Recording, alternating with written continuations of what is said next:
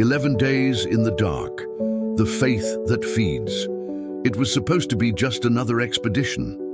One of those solitary journeys Diego took when he felt the outside world was too noisy.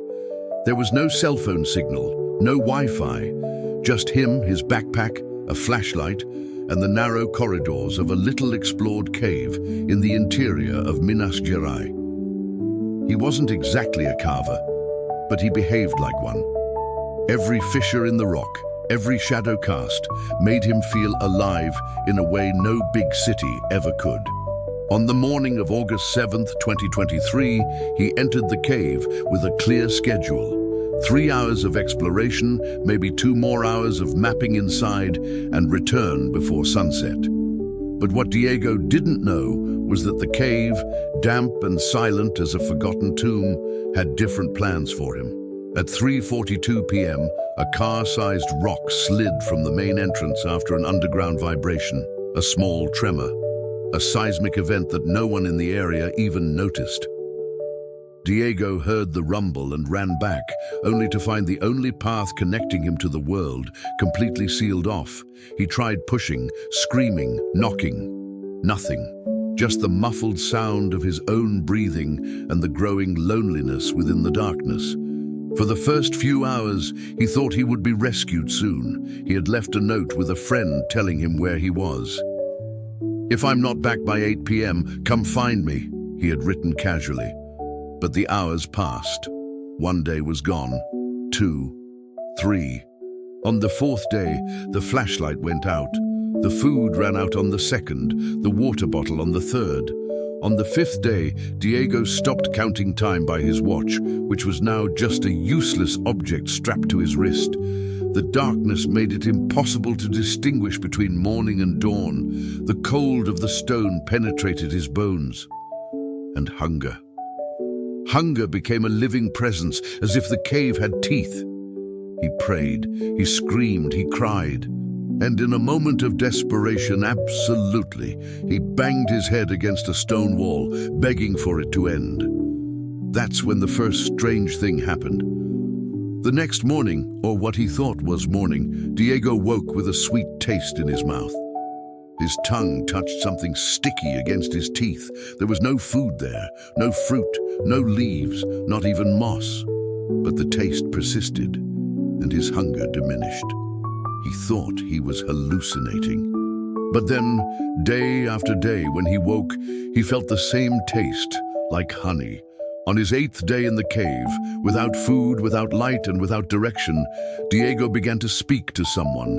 It wasn't a delusion, he said. It was a presence. He later described it as something unseen, but filling the space. Something that made him feel warmth even without fire. And peace. Even when panic should have been crushing his chest. "I felt God in there," he would say later. "Not with my eyes, but with everything I was." On the 11th day, when his voice was almost a whisper and his legs could no longer support him, Diego heard a noise. It was faint, but unlike anything he had ever heard inside, like the dragging of ropes, a metallic sound hitting the rock, and voices, real. They were firefighters, a volunteer rescue group who, encouraged by Diego's mother's insistence, had returned to the area with geolocation equipment. The smell of the cave caught their attention. The heat coming from inside, even in the cold weather, seemed suspicious. After hours of removing rocks, they found a narrow hole. One of them stuck his head in with a flashlight and saw the reflection of Diego's eyes. He was lying there, malnourished, but alive, very much alive. The rescue took 8 hours. The space was cramped, humid, and dangerous. Diego emerged 14 kilos lighter, but talking and smiling. What impressed the doctors was his physical condition. Although he was dehydrated, his vital signs were stable. No kidney failure, no signs of infection, no neurological hallucinations. Just a firm answer. God fed me. During the examinations, he said he dreamed every day of a table, a rustic, antique wooden table where warm bread and jugs of water always appeared within his reach. "And I ate," he said. "I ate as if it were real." The experts said the brain can indeed trick the body in extreme situations, but what they didn't explain was how, without nutrients, Diego had survived so long with such stability. The story went viral days later. Local newspapers ran headlines like, "The man who was fed by faith." Religious channels turned his speech into a praise story. Skeptics said he was delirious. But the question remained, how could someone survive 11 days without real food and still claim to be fed by God? Diego's answer was simple. He looked directly into the news camera and said, "If it were delirium, I would have died. Delusions don't cure hunger. Faith does."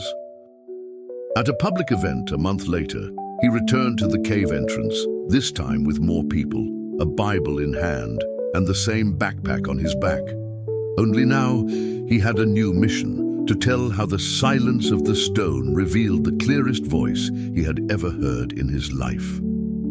And since then, Diego no longer needed to escape the noise of the world, because inside him there was a cave where God whispered every day.